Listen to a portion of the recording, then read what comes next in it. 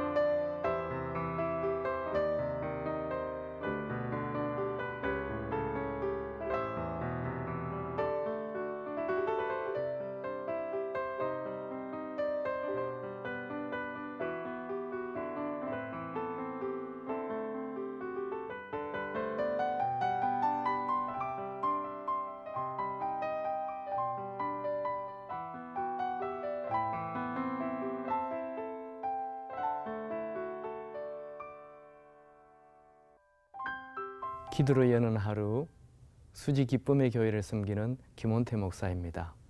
여러분, 우리 인생은 날로 날로 좋아질까요? 날로 날로 나빠질까요? 세상 사람들은 대부분 인생이 다 나이가 들수록 어려워진다고 생각합니다. 근데 우리 하나님은 최고의 것을 오히려 뒤에 남겨두고 있습니다. 요셉은 애굽에 노예 생활을 했죠. 참 힘든 하루하루의 삶이었습니다. 그러나 노예가 그의 전부가 아니죠. 그에게는 애굽의 총리라는 것이 기다리고 있었습니다. 모세는 광야에서 40년이나 숨어 지냈습니다. 그런데 그것이 전부가 아니었어요. 그의 나이 80에 생각지 않았던 이스라엘 민족들을 출애굽시키는 큰 사람, 위대한 인생이 그를 기다리고 있었습니다. 다윗은 양치는 소녀로 그냥 시골에 숨어 살았어요. 그런데 그에게 그 양치는 것이 전부가 아니었어요. 하나님은 그를 다윗 왕으로 예수님이 태어나게 하는 그런 로얄 패밀리로 그를 나중에 더 위대한 삶으로 만들었습니다. 여러분, 하나님은 가장 좋은 것을 오히려 뒤에 남겨놓고 있습니다. 그래서 우리는 미래를 생각하면서 가슴 뛰는, 가슴 벅차는 그런 기대감을 가져야 합니다. 오늘 본문인 요한복음 2장에는 예수님의 첫 번째 기적, 물이 변하여 포도주가 되는 사건이 나옵니다. 이스라엘 사람들에게 있어서 포도주라는 것은 기쁨을 상징합니다.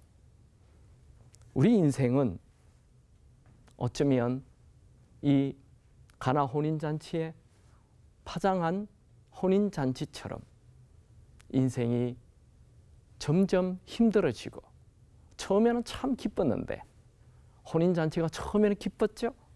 그런데 시간이 흐를수록 포도주가 다 떨어지고 파장한 잔치가 되어버렸어요. 늦게 오신 손님들은 먹을 포도주가 없었어요. 그래서 쓸쓸히 돌아가야 했던 것입니다. 여러분, 우리 인생도 그렇지 않습니까? 참 좋게 생각했는데, 좋게 결혼 생활을 했어요. 그런데 시간이 흐를수록 결혼 생활은 시무룩해지고 시들시들해지고 점점 어려워집니다. 건강도 그렇죠. 20대, 30대 그 젊음이 시간이 흐를수록 그 젊음이 사라집니다. 미모도 그렇지 않아요? 참 아름다웠던 그 미모가 시간이 흐를수록 사라집니다. 인간이 가지고 있는 모든 권력도 그렇습니다. 권력을 가질 때는 대단한 것 같은데 마칠 때는 쓸쓸히 외롭게 마치는 것이 권력입니다. 이 포도주 사건이 똑같습니다. 파장한 잔치, 처음은 참 좋았는데 나중에 쓸쓸해지는, 포도주가 다 떨어진 그런 삶. 이런 분들이 많죠. 나는 더 이상 부를 노래가 없다. 나에게는 더 이상 미래가 없다. 다 절망뿐이다. 이런 삶이라 할지라도 그 삶에 예수님이 들어오면 상황이 달라집니다. 예수님은 그냥 우연히 그 가나 혼인잔치에 간 것은 아닙니다. 예수님을 이 마리아가 초대한 것 같습니다. 왜 마리아가 초대합니까? 아마 이 혼인잔치와 친인척 관계가 되는 것을 느낄 수 있습니다. 포도주가 떨어졌을 때 마리아가 굉장히 안타까워하는 모습을 본다면 아마 친인척의 관계였지 않나 추측을 합니다.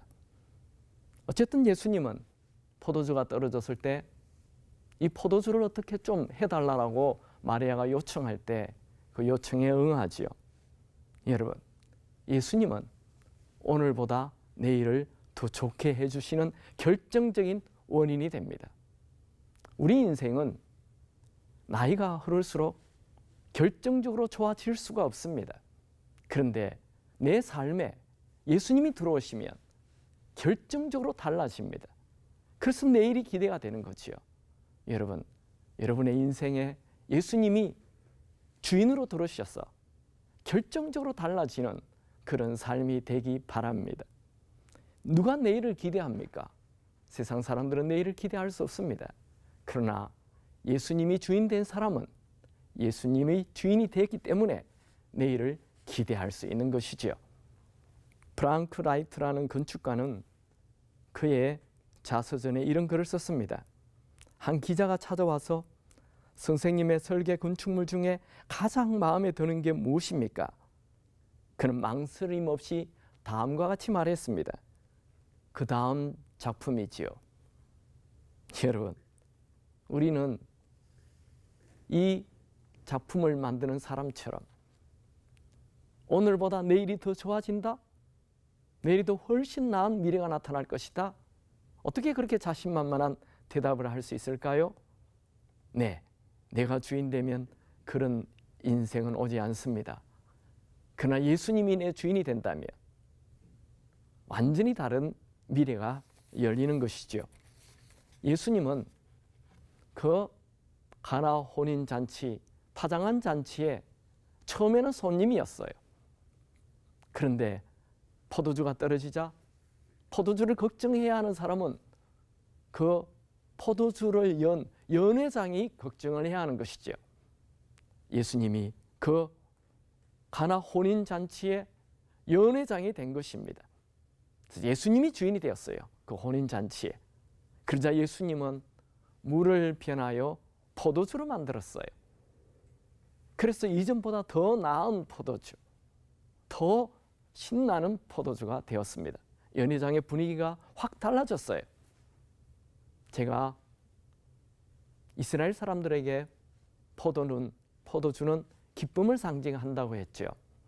우리 인생에 내가 주인 되는 삶은 시간이 흐를수록 다 무엇이든지 부족한 삶이 됩니다. 점점 부족해집니다. 그런데 예수님이 내 삶의 주인이 되면 내 삶은 이전에 내가 살았던 삶과는 비교도 되지 않는 굉장히 기쁨이 넘치는, 굉장히 기대가 넘치는 그런 인생이 됩니다. 여러분, 예수님이 물이 포도주가 되는 사건은 첫 번째 기적이에요. 이 첫 번째 기적은 내가 주인 되는 인생을 버리고 예수님이 주인 되는 인생을 살아 기대감이 넘치는, 기쁨이 넘치는 축제의 인생이 되라는 아주 소중한 메시지를 담고 있습니다. 여러분의 삶이 축제의 삶이 되기 바랍니다. 여러분, 우리 사람을 처음 만든 곳은 에덴 동산이죠. 에덴 동산. 그 에덴의 뜻이 뭘까요? 기쁨이라는 뜻입니다. 기쁨. 이 원래 기쁨이 되려면, 원래의 에덴 동산으로 회복하려면 예수님이 우리의 주인 되면 됩니다. 날마다 축제의 인생이 되길 주님의 이름으로 축원합니다. 네, 오늘 주신 말씀을 생각하면서 같이 기도하는 시간을 갖겠습니다.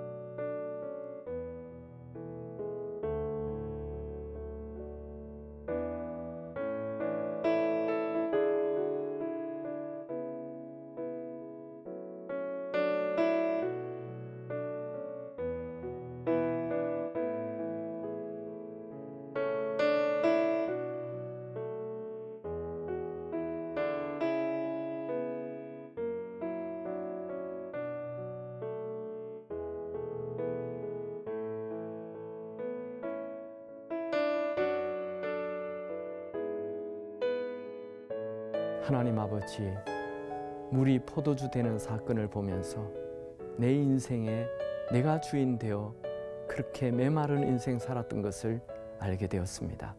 이제 내가 주인 되는 삶을 버리고 예수님을 주인으로 모셔서 날마다 축제의 인생이 되게 하여 주옵소서.